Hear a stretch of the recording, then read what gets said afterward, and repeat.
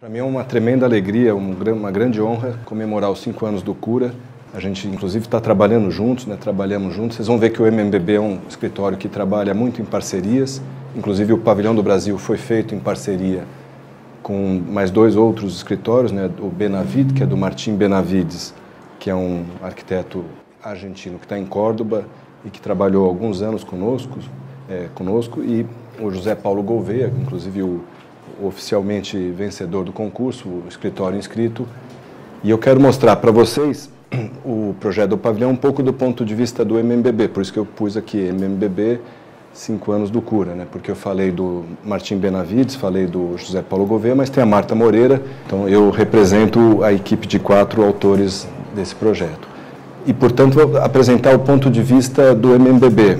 Quase 30 anos atrás eu tinha a idade, talvez, de vocês, um pouquinho mais velho, provavelmente, e a gente estava ainda terminando experiências com outros escritórios profissionais, havíamos viajado, eu tinha passado um ano na Europa, todos nós passamos um ano na Europa, eu, Fernando, Marta, que continua até hoje no MMBB, e o Vinícius Gorgatti, e eu acho que são antecedentes, porque essa questão do pavilhão, então, a gente tinha já uma ligação por conta desse reconhecimento no caso de Sevilha. Eu vou mostrar rapidamente o projeto para vocês.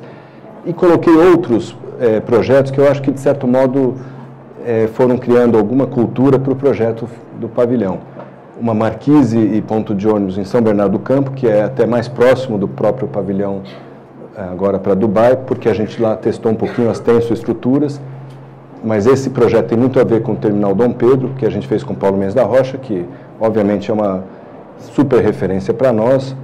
Inclusive o Paulo Mendes tem uma proposta muito parecida com a proposta que a gente fez para Dubai.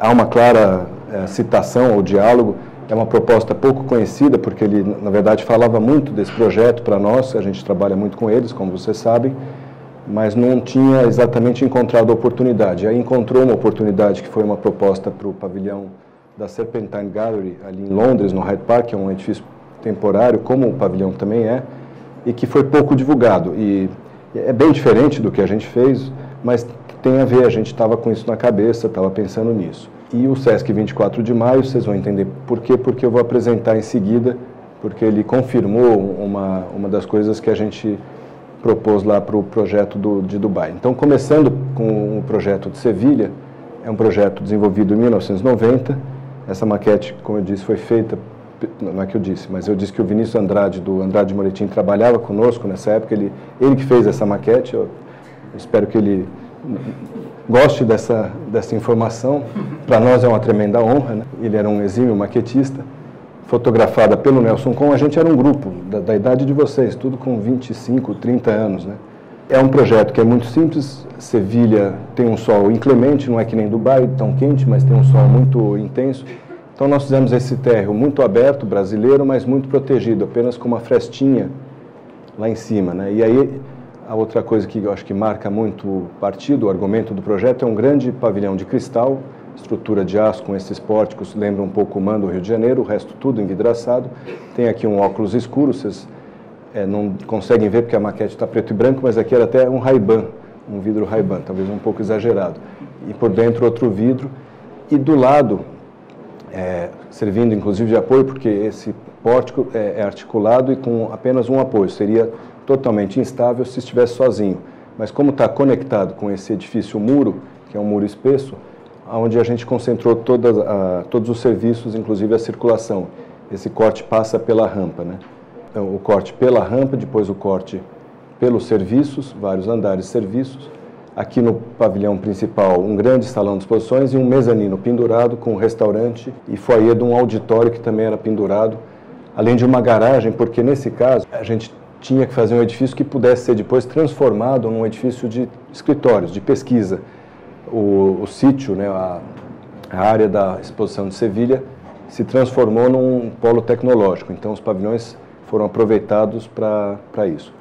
Como eu disse, nós não ganhamos. Quem ganhou foi o Ângelo Bucci e o Álvaro Pontoni, colegas também.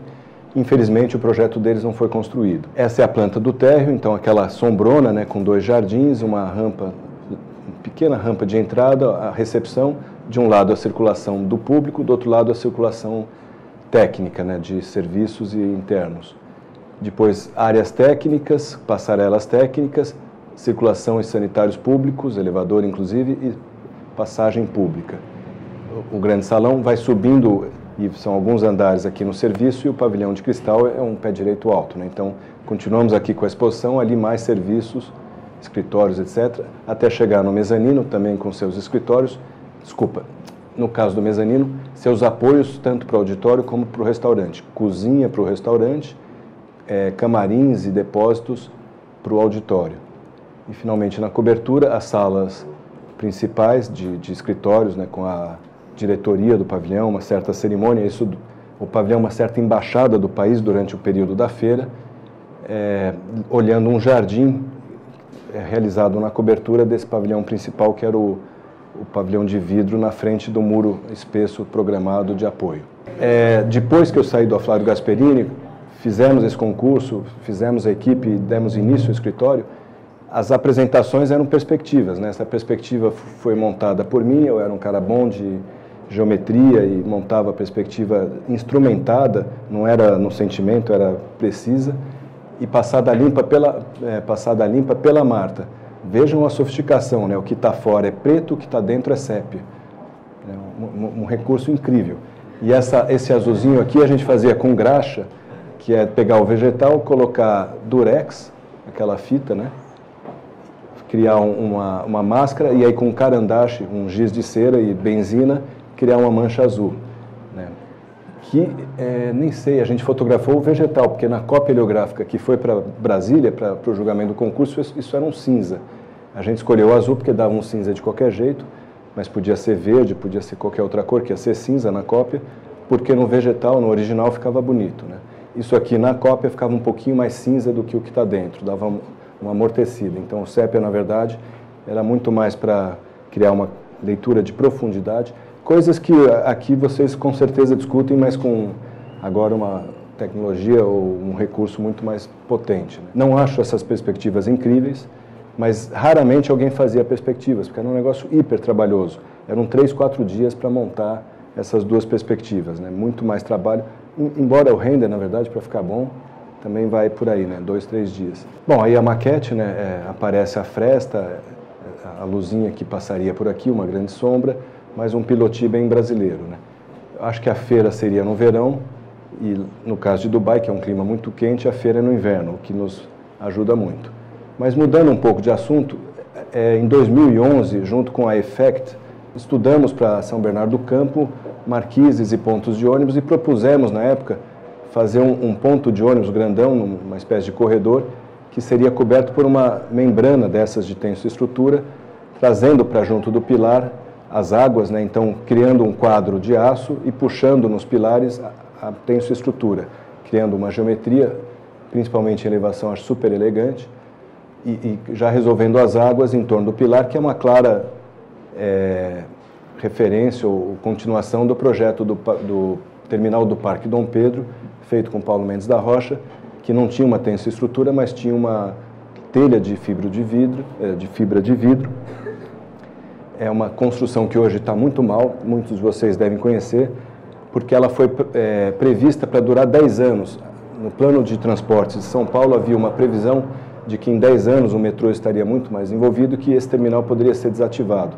Ele foi inaugurado em 96, ou seja, quase 25 anos atrás, não sei, precisa fazer a conta, e não foi desmontado. Então, essa construção mais leve e para ser desmontada está lá até hoje, e aí ela sofre um pouco, né? A fibra de vidro, como tem essa estrutura, como a membrana, não é tão resistente quanto um concreto. Embora a membrana, a gente aqui cogitou seriamente colocar, no fim até não fizemos o projeto final, não foi isso. Porque a gente tinha medo de agressão mecânica, a gente cortando a membrana porque ficava muito próxima do solo. Mas uma membrana hoje, com a tecnologia que existe, ela pode durar 50 anos sem problema. Todos os estádios brasileiros aí da Copa do Mundo têm coberturas com membrana. E eu estou falando tanto de membrana, porque talvez vocês não saibam, mas o pavilhão do Brasil é basicamente uma tensoestrutura, né? E isso a gente estava já um pouco investigando, a questão do implúvio, que é também outro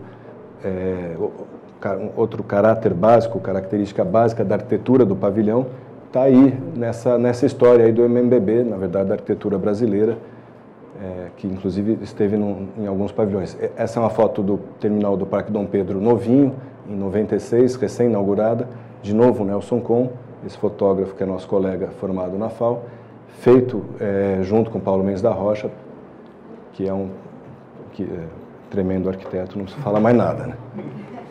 E aí tem umas coisas, isso não é projeto nosso, é da Bienal de 2013, se não me engano, do Guilherme Wisnik. Eu não lembro o nome da arquiteta que fez essa instalação no Minhocão. Eu não tenho certeza se é 2013 ou a... Não, é a 10ª. Essa é a 10ª Bienal, que é ensaiar o Minhocão como um parque, inclusive com essa piscininha, né, que deixou a criançada maluca, brincando. E, obviamente, a água no Brasil é uma coisa super atraente. Eu acho que está muito na nossa cultura. A gente acha que o nosso grande desafio, nós paulistanos ou paulistas, é fazer a praia de São Paulo. Embora eu acho que a praia de São Paulo não é exatamente o oceano, talvez até a água, mas a praia de São Paulo com certeza são as pessoas. A gente precisa fazer um bom lugar para estarmos juntos. Isso aqui é uma maravilha, isso é uma praia, né? Eu falo isso com certeza porque imaginem o seguinte: alguém que toma uma caipirinha num bar ali de Copacabana ou do Leme, Ipanema, passa 3 segundos olhando o mar e imediatamente começa a olhar as pessoas que são infinitamente mais interessantes do que o mar. Portanto, para nós não precisa de oceano, não precisa de areia, porque a gente precisa de um bom lugar para a gente se encontrar, né? E isso talvez seja um pouco o Sesc, que tem a piscina lá em cima, esse lugar que a gente chama de Jardim da Piscina, que foi pensado, é um dos princípios do projeto do Sesc, que é muito bonito, que é como se fossem prédios empilhados, né? Porque é um prédio público, onde a continuidade espacial é super importante, e quando você tem um prédio em altura, é muito difícil estabelecer essa continuidade, né? A divisão em corte é quase fatal, né? Ainda mais agora que, para fazer grandes vazios, o bombeiro encrenca, exige um monte de coisas, exaustão de fumaça. Mas mesmo assim, no Sesc, os programas foram divididos, às vezes, em alguns andares. No caso da piscina, 3 andares, né? Tinha o jardim da piscina, os vestiários e depois a piscina na cobertura. Isso acontece também com a cultura, por exemplo. Tem a sala de exposições e depois um andar de ateliês. Também com as ginásticas, né? São 3 andares de ginásticas. E aqui no Jardim da Piscina havia esse espelho d'água que foi proposto principalmente para impedir que as pessoas ficassem lá na fachada, no abismo, como diz o Paulo Mendes da Rocha. Mas no dia da inauguração a criançada invadiu e o Sesc, acho que muito acertadamente, falou, tá certo, porque teve uma coisa importante. Durante o projeto, o Sesc foi começando a transformar o Jardim da Piscina, que era para ser dentro da piscina, já com todo mundo de maiô, né, de biquíni, calção, depois do controle de exame médico, essas coisas, passasse a ser uma coisa externa, porque eles perceberam que esse andar seria um andar muito interessante para todo mundo, né? Não ficar restrito da piscina. Porque a piscina tem um solário pequeno, então a gente achava que para completar os espaços de apoio ao tanque d'água, a piscina propriamente dita, era legal ter essa área de sombra. Então lá é só sol, não tem nenhuma sombra ao lado da piscina, e aqui embaixo seria a sombra com um café, com a cantina da piscina. Mas isso aqui, para nós, foi uma coisa que confirmou uma das hipóteses do pavilhão. Porque o pavilhão, começando a falar dele agora, está no módulo de sustentabilidade da Exposição Universal, né? Essas exposições universais são super importantes, é um evento quase tão importante quanto uma Olimpíada. A primeira, eu não sei exatamente quando foi, talvez seja de Paris, que deu origem à Torre Eiffel, que foi feito como uma folia, né, um enfeite para essa grande exposição de 1889, se eu não me engano. Em 1890 ou 91, logo depois, Chicago foi sede de uma exposição universal também, e para competir com Paris inventou um outro tipo de mirante, que é a tal da Ferris Wheel. Ferris é o nome do cara, Wheel, roda, que era uma imensa roda gigante, que foi pensada inicialmente não como roda gigante, que a gente conhece, é uma roda gigante, mas não como dar um giro, mas como um modo de botar as pessoas lá no alto para olharem a paisagem. Eu não sei se vocês sabem, o concurso que deu origem ao London Eye, que é aquela lindíssima roda gigante em Londres, na verdade era um concurso que pedia um mirante e não uma roda gigante. E aí esses arquitetos, sabendo dessa história do Ferris, tanto que em inglês roda gigante se chama Ferris Wheel. Foi o Ferris que inventou a Ferris Wheel. E eles sabiam que a origem da roda gigante era para ser o mirante, e, portanto, propuseram um mirante lindíssimo, de novo, e foi o que foi construído como o mirante do milênio de Londres, né? Então, é uma história bonita das feiras, né? Tem a história brasileira também, o pavilhão de Osaka, recentemente esteve em exposição ali na Escola da Cidade, mas tem o pavilhão do Sérgio Bernardes, que muita gente associa ao nosso pavilhão, porque tinha uma estrutura leve, que era um balão incrível, que abria e fechava o pavilhão para ventilação, mas diz que ele fez isso também porque era um pavilhão mal localizado, ficava meio na periferia da feira, e com o balão lá no alto era um modo de falar, ó, tem gente aqui, estamos aqui. Então, um projeto super inteligente. Então, a gente sabia dessa tradição brasileira com as feiras, né? E tem uma outra coisa importante, que é o pavilhão do Arthur Casas e equipe, de 2015, que foi um sucesso tremendo na Feira de Milão, em 2015, porque inventou uma estrutura que, mais do que qualquer outra coisa, era muito atraente, muito lúdica, muito divertida, né? Que era aquela imensa rede. Até a gente achava que talvez não tivesse muito significado, e que a gente achava que a arquitetura do pavilhão deveria significar alguma coisa, ou pelo menos significado em arquitetura nunca é um significado codificado como é no desenho técnico, ou mais ainda no verbo, né? Se eu falo casa, ninguém tem dúvida do que eu estou falando. Na arquitetura sempre há uma interpretação aberta, portanto não é assim significar algo preciso, mas alguma sugestão daquilo que a gente queria sugerir. E a gente achava que a rede do Arthur talvez não sugerisse nada assim muito mais profundo, digamos assim, né? Até eu saber de uma coisa interessantíssima, que foi uma pesquisa feita pela Apex, que organiza os pavilhões, que perguntou para vários usuários o que aquela rede significava, né? E um dos usuários disse, acho que essa rede nos faz pensar na coexistência, né? No convívio com os outros, porque quando eu pulo aqui, o cara balança ali, né? Que é muito interessante, porque a rede, a maior interação é um piso que se mexe, né? Você mexe aqui, quem já deitou numa cama d'água, alguns já fizeram isso na vida, sabe que o negócio é sério, né? Mexe tudo. Então a rede foi muito interessante, e para nós era um assunto, para nós do pavilhão, começando agora a explicar o projeto para valer, porque a gente sabia que o pavilhão brasileiro, como qualquer pavilhão contemporâneo, tem que ser muito atraente, ele tem que ser divertido, ele tem que ser bonito, ele tem que ser sedutor, né?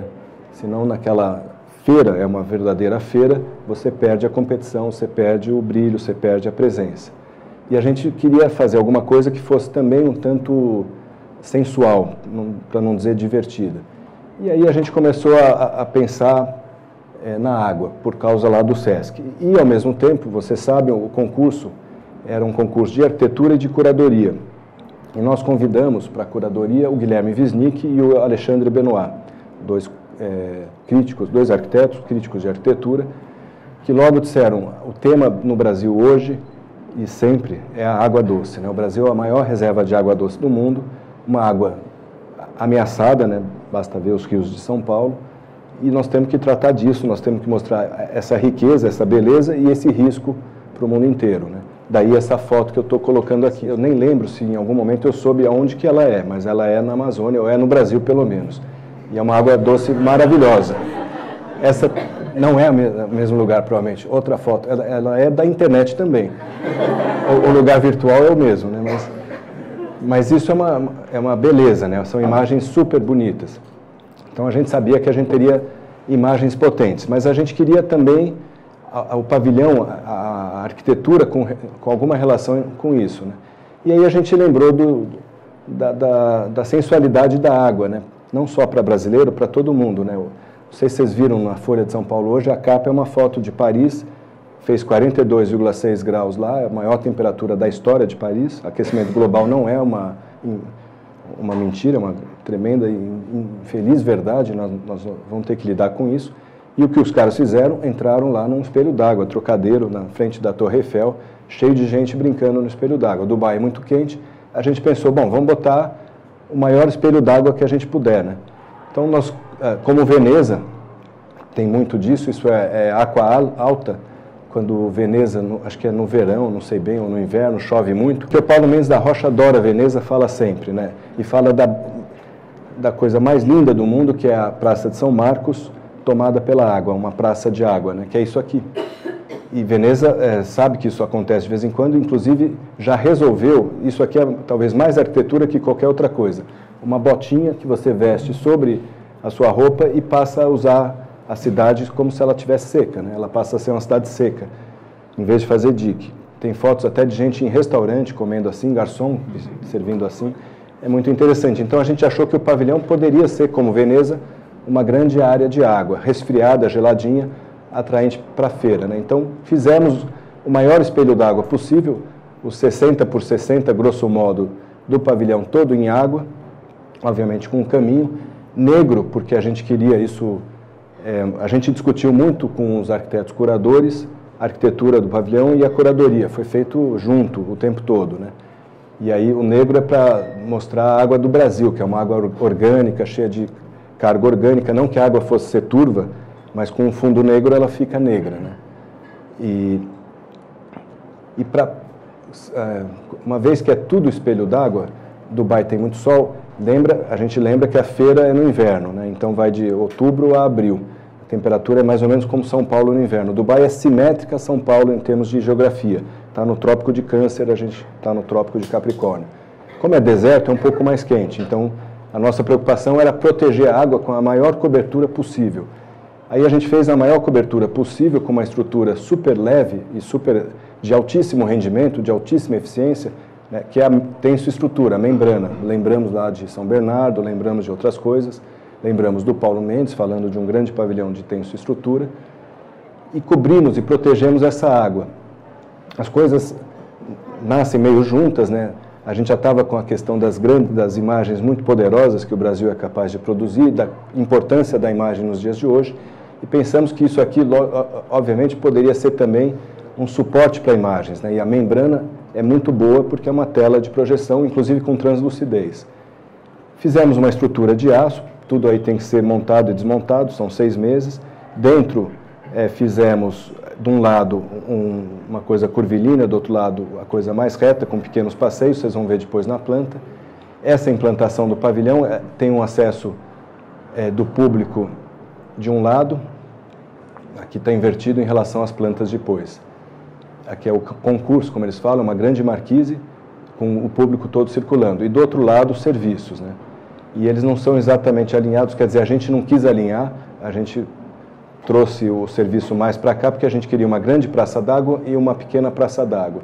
No fim, a gente chama isso de prainha, não sei bem porquê, porque tem essa península seca, permanentemente seca, onde as pessoas podem andar, e chama aquilo lá de mangue, porque tem essa geometria sinuosa, e na península ficam as atividades mais de exposição.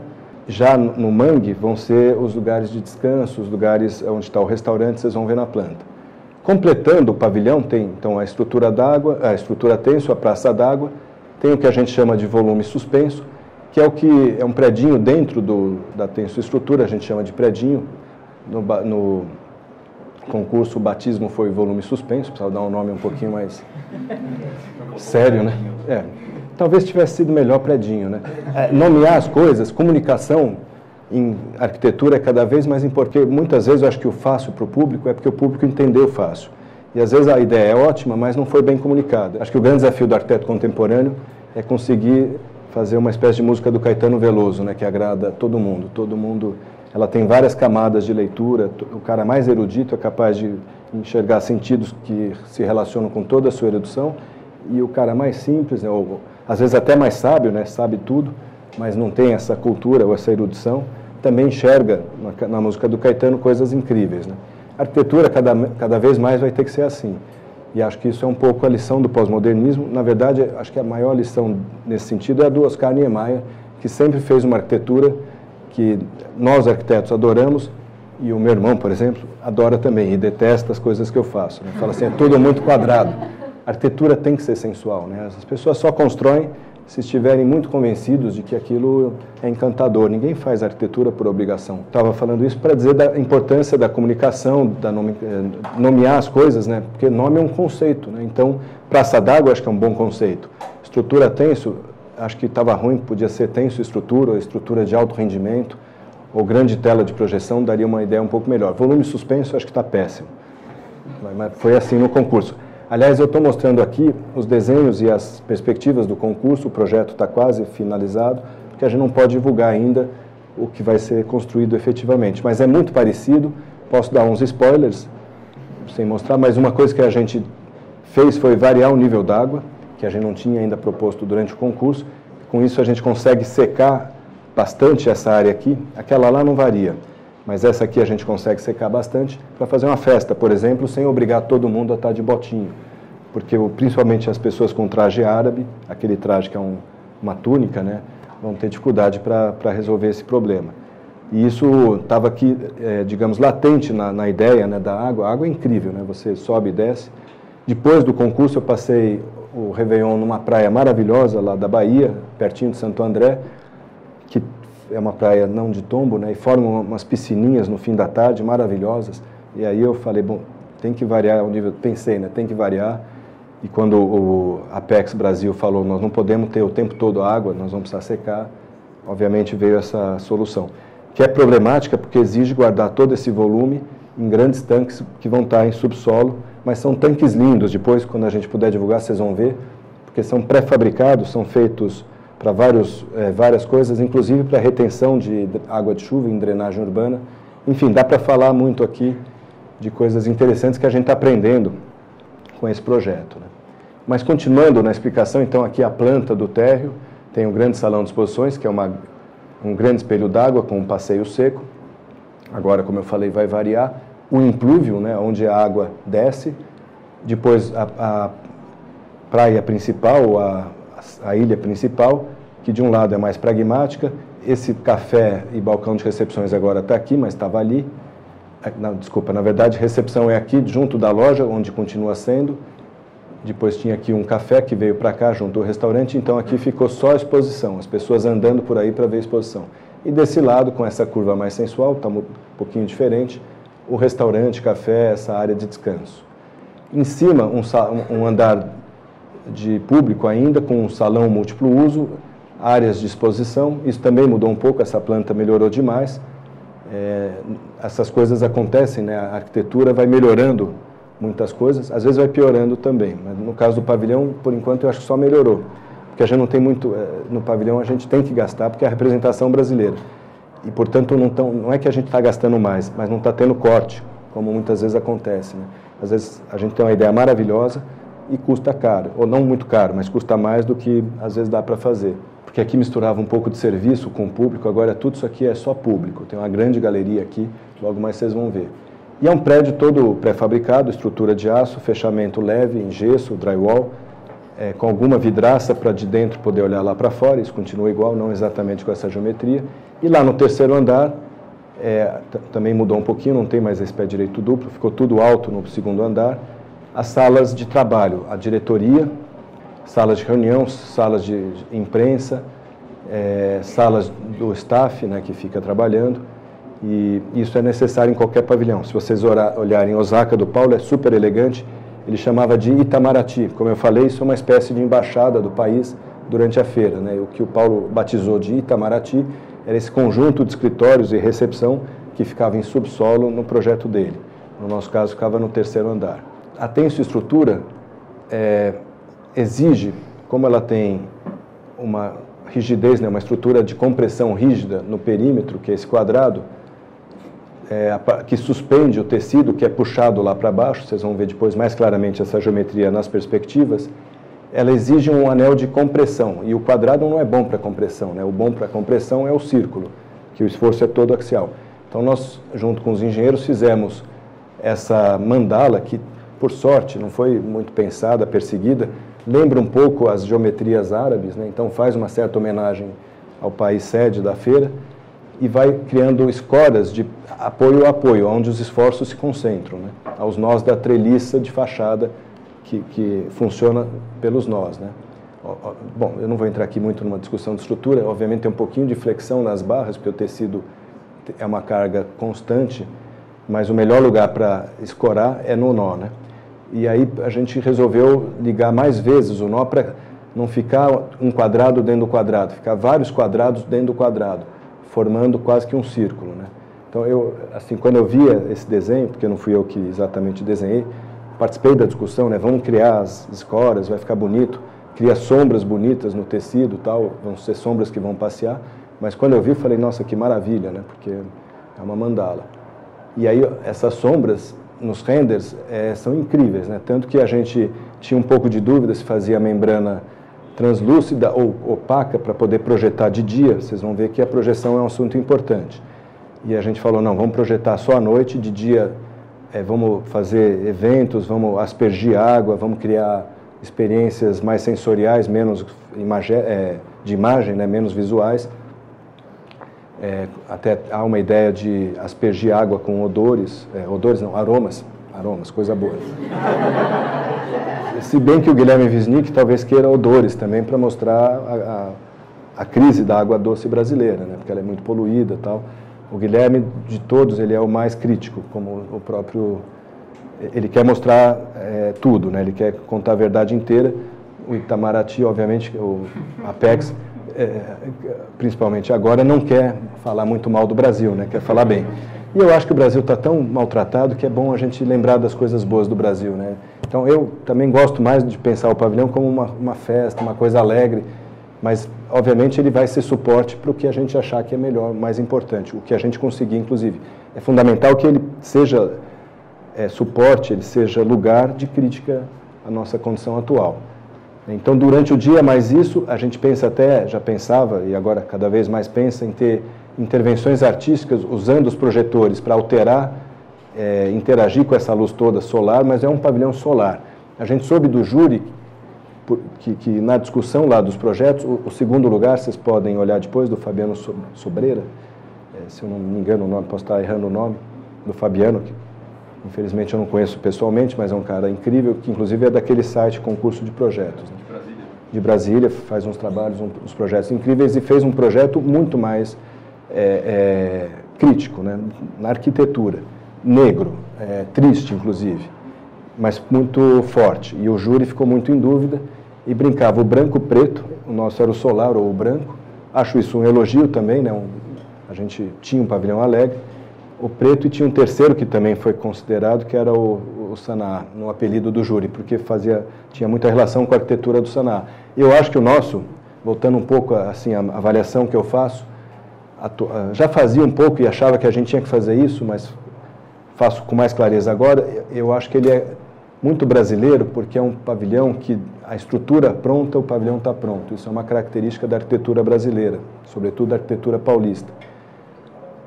Embora não seja a estrutura paulista tradicional, que é a estrutura de concreto armado, que é muito potente para isso, né? Porque o concreto pode ser qualquer coisa, ele é informe, ele tem que ser moldado, e ao contrário do aço, que é o que a gente usou aqui, que é sempre aço, né? Não tem jeito, são sempre barras, são sempre pilares e vigas. O concreto pode virar parede, pode virar casca, pode virar... Na FAO, por exemplo, a gente não chama a estrutura de estrutura, viga, pilar, a gente chama de fachada, chama de céu, a FAUSP, né, do Vila Nova Artigas.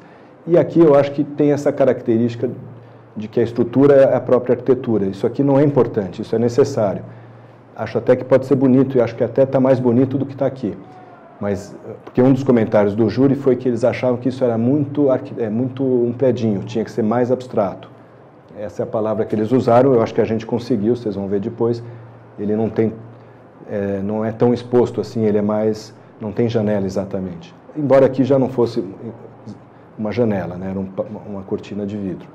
Mas a estrutura é a arquitetura. E a outra coisa que eu acho que é muito brasileira é que é uma estrutura muito eficiente, uma estrutura que nem a dos índios, né? Porque tem muito pouco recurso, portanto tem que ter muita eficiência. A oca são algumas varas tensionadas, aqui é uma membrana tensionada, e com isso a gente consegue, com muito pouco material, uma grande cobertura, né?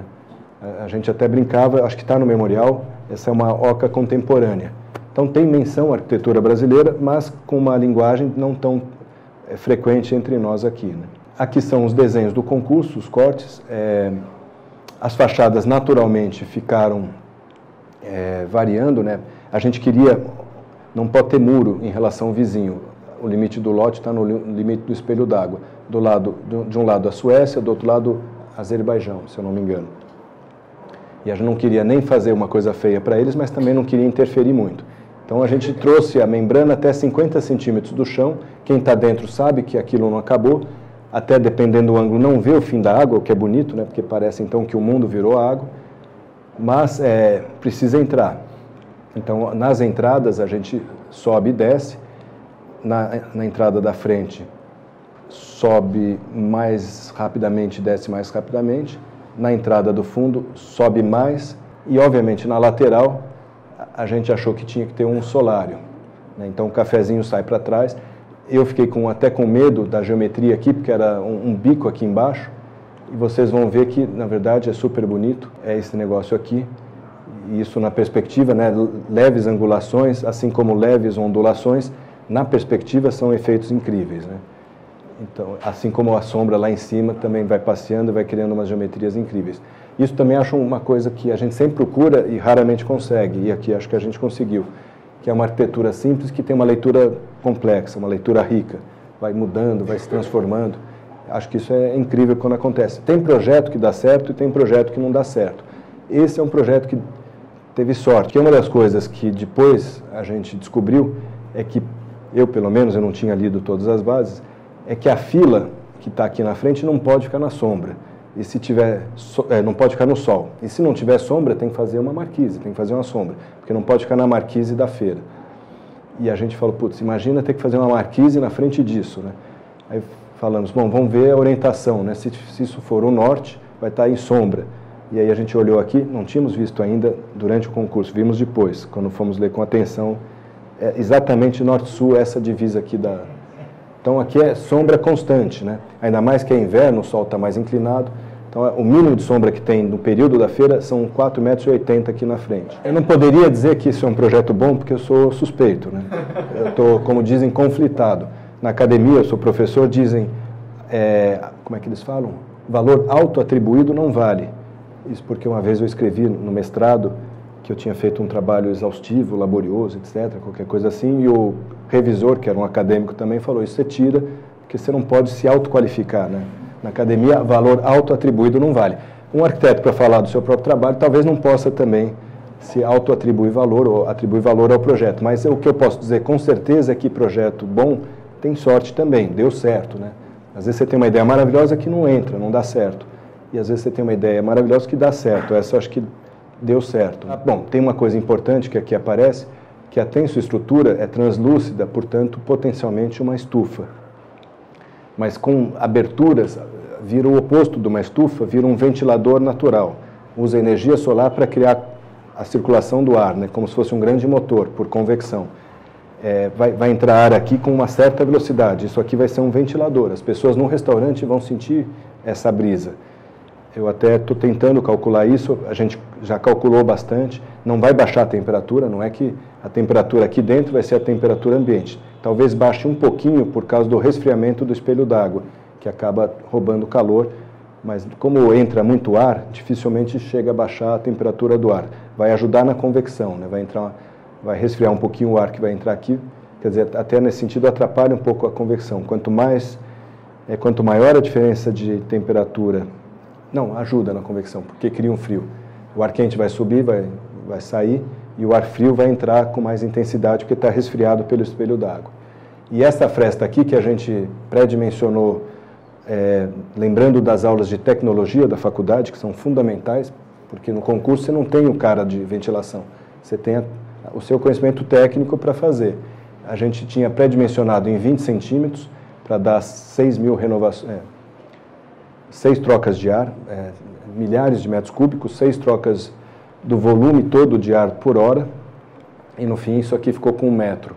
E ainda surgiram outras frestas na estrutura, na tensoestrutura, porque existem agora uns cabos intermediários, e tudo isso acho que deixou o pavilhão mais bonito. O resto da construção é basicamente o que está aqui, a estrutura de aço. A gente trocou o piso de concreto lixado e pigmentado negro por um mosaico negro, mosaico português, que a gente conhece muito bem, pela razão de que nós não temos nada que não possa ser reaproveitado no pavilhão. Tem um subsolo necessário, onde estão os tanques, etc. Aliás, os tanques, aqueles que eu citei, são pré-fabricados e de plástico ficam fora. Mas existem outras coisas em subsolo, que vão ser atrás de uma parede de concreto para conter o solo, essa vai ser construída e demolida. O resto não. Inclusive o piso é mosaico português sobre brita graduada, sobre aquelas camadas de base de um calçamento, sem talvez uma carguinha de cimento na areia que fica entre o mosaico português, e portanto tudo isso vai poder ser reaproveitado depois, né? É uma preocupação que a gente já tinha, né, quando fez o pavilhão, de fazer materiais que pudessem ser, no mínimo, reciclados com facilidade. Talvez o mais difícil aqui é a membrana, mas como são grandes panos, ela pode ser recortada e aproveitada para fazer aquilo que é mais comum, né, que é pequenas coisinhas domésticas, umas tendinhas, uns caramanchões, mas é um problema para um pavilhão temporário. E a projeção à noite, porque de dia a gente não compete com o sol, vai conseguir alterar a ambiência, mas não vai conseguir fazer esse tipo de imagem. Então essa imagem aqui é um pouco mentirosa, aqui vai estar mais escurinho. Nós vamos fazer as projeções, isso sim é possível, o tal do video mapping, que com vários projetores é possível fazer uma imagem única, inclusive refletida, aqui não vai ter mais a grande cortina de vidro, mas tem o espelho d'água que também serve como um espelho literalmente para essas imagens, né? E aí nós vamos mostrar o Brasil.